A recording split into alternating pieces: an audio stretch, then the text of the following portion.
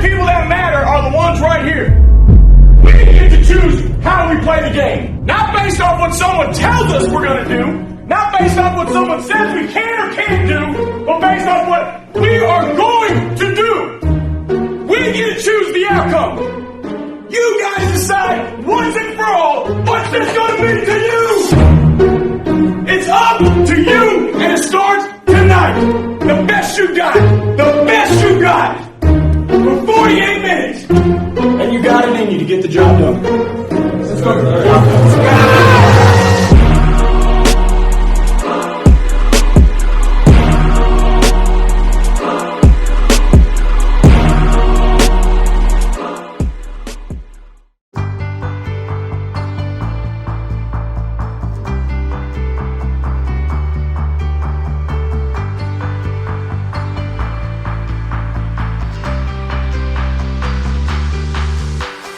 Being part of the Texas High School Coaches Association, every spring you have what are called regional meetings. So I'm at regional meeting, and it's in New Braunfels. And you know, at the time I'm head coach at Southwest High School. And walking by is one of my college coaches. He just pops his head in to the conversation that I'm in, and he says, "Coach Christian." "Hey, Coach Walker." And he says, "Hey, just want to let you know Concordia Lutheran's open." Okay. And he just walked on by. Well, we didn't know much. All I knew is that there were Lutheran high schools in the state of Texas. That's about all I knew. Monday morning, I placed a phone call, and I talked to the principal, and he says, "Who's this?" And I said, "Well, this is Bruce Christian. I'm the head football coach at Southwest High School in San Antonio, and I understand that your head coaching position is open." You know, he's trying to figure out why would a 5A head football coach be calling him.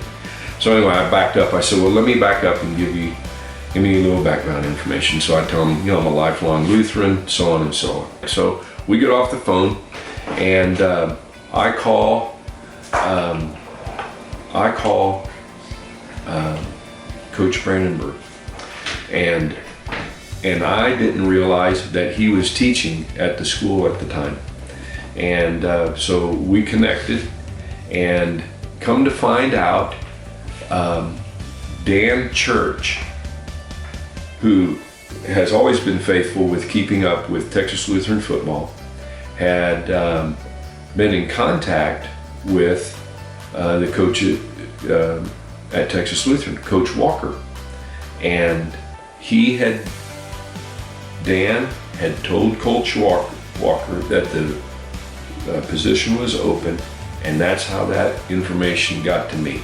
Yeah, it was an exciting time. You know, we heard there was going to be a coaching change, and kind of started hearing rumors about this coach that had won a lot of games. You know, coaching high school football in Texas, and was over in San Antonio, and had won a lot of games there. And I called back on Tuesday and talked to the principal again. He pretty much offered me the job on the phone. I'm flattered by that, but I'd like to come see the school. I remember the first time we met him, it was in the gym, and I don't remember if it was a pep rally and he came in, or they brought us in as a group and introduced us to it. But after that first time, it was just talking to him, you could tell like he's got a presence about him, and he's like, you could tell he has a plan. You know, when Coach came in, you know, we were fired up, and there was definitely a dramatic kind of cultural change right from the beginning. But he changed the culture. You know, we hadn't had a winning season in 20-something years, and I don't think we realized the gravity of that and how important it was, how much it would mean to us once we achieved it. But once we realized it was actually right there at the forefront, something we could really attain, everybody bought in and called him Cowboy. You know, your dad came in and said Cowboy right off the bat. Man, he was a tough son of a gun. That's something we'll never forget, is your dad's intensity to come in and get us to change the way we thought and how to approach life in general. From then on, it was just everybody understood that there was a certain crusader way of doing things, you know, and you have to go out there and throw yourself into your tasks and make it happen. My name is Nathan Frerking. I'm currently the athletic director and coach football and baseball at Trinity Klein Lutheran School. Previous to my time here at Trinity, I was at Concordia Lutheran High School, where I taught and coached for 7 years, was head football and head baseball for the same time for a few years. Once at Trinity, that change happened in 1998, it wasn't too long after that we started the Blue Knights football program, given a chance for kids at Trinity and Salem to play tackle football together under Concordia's umbrella as their middle school team. Well, when Bruce contacted Trinity and specifically asked to get in touch with Steve Brennan, who was then the athletic director, and myself, with the idea of starting a middle school program under Concordia's umbrella, it certainly was exciting. The thing that made it happen, though, was that Coach Christian's driving force, and he had a plan to do it, and all we had to do was execute the plan. That first year, we played our very first Blue Knight junior high football game right here. There were actually 5 or 6 guys on that team that were in 7th and 8th grade that went on to be all-state football players at Concordia. And then, of course, the junior high program that has evolved from that at both Trinity and Salem primarily. And I'll never forget some of those games here and playing against those teams. So I played Blue Knights. I was a part of the first 6th grade group that came through the full program from 6th grade to 12th grade here at Concordia. In 7th grade, we were part of the 11-0 championship Blue Knight team. Well, it certainly brought some excitement to me when Bruce asked me to be a part of the Seder Maker camp. You know, he had a high school staff that could certainly run the camp, but he saw the value in having the coaches involved in the middle school program being there for the camp and primarily working with the younger guys in the camp. But it certainly brought a tie between the two, and that's obviously takes some foresight and a little bit of courage to let a guy like me, who's not part of his staff, help out at a camp and teach the techniques and do some of the coaching. But it certainly made some strong bonds between our campus and Concordia's campus, between Salem's campus and Concordia's campus, and those bonds carry over to Friday nights.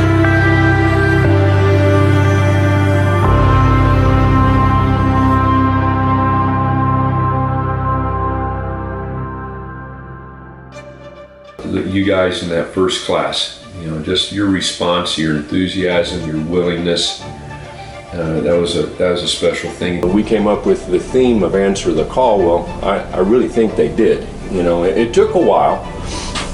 You know, that's a season of seasons, and it's never going to always turn out that way. You know, where you're sitting on 1 and 4, and you're wondering if you know how to play or coach the game, and then you go 5 and 1.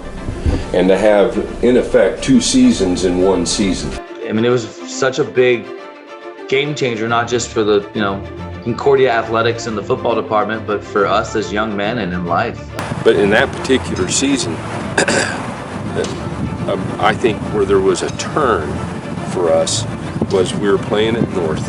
We come in at halftime, and I'll never forget this. And you guys remember that, at North we had that little box that we were in for a dressing room, and I get up John Kane, because John Kane's playing defensive end, and I take John Kane, I get down here and I jack him up on his shoulder pads, and I explain exactly what we want to do, what needs to happen, and for order for us to be successful. And it started with him playing the C gap and playing, in effect, quarterback. It kind of caught him by surprise, but he responded. And not that it was all on him, but the whole team rallied and responded. And then we go out second half, and John plays exactly the way that he had been coached at halftime. And we win the football game. But that game right there changed us as a team. It just really changed us, because, we can win when it's tough and it's hard and it's not easy, and we're fighting our tails off to find a way to win, and we did it. Absolutely. And it just kind of set the tone for the next couple of years. It was late in the season, and we were playing Lutheran North. Brandon Bruff took this fumble, ripped it out of this guy's hand. It wasn't even a fumble. He just ripped the ball out of this kid's hands and ran. And I remember running down the field. We're all chasing him, trying to throw blocks in, just getting excited. And Coach Christian's literally keeping him step for step down the whole sideline, hands pumping, he's running, he's jumping. I can hear him yelling more than I can hear people next to me screaming and yelling. The last game of that season, we were playing at South, and with a win, we have a winning season. And well, we just blew them out. And Brad Barrick had a game to remember. And he, if I remember right, he had 2 rushing touchdowns, 2 passing touchdowns, and 2 interceptions, pick sixes. Had 6 touchdowns in that game. It's in the fourth quarter. We're up by like 30 points or something, and John Shackle gets an interception. He's running it back, and he can score, and took a knee just right in the middle of the whole field. And that was just one of the coolest things that has stuck with me forever. I loved seeing the level of class and the example that John set for my brother, myself, the Brandenburg family, the Wilkie family, you know, the boys who were ball boying on the sideline for that game, who were in junior high. And of course the rest of the guys on that team that were juniors and sophomores as well. Winning that game, just the emotion on the sideline, over at South, and you know, to break a losing streak and start us off on the right path for building what we were trying to do at the time. You know, that was in the first year, but in the second year, the folks at TAPS, they did us the big honor of moving us up a classification.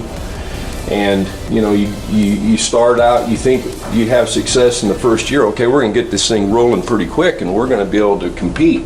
Well, we go up, move up a division. You know, when you're outnumbered 2-1 by St. Thomas, you know, but we played, and that's what I feel good about, is the response. This is the hand that's dealt us. We're going to go and we're going to win and we're going to fight and, you know, scratch and claw our way in.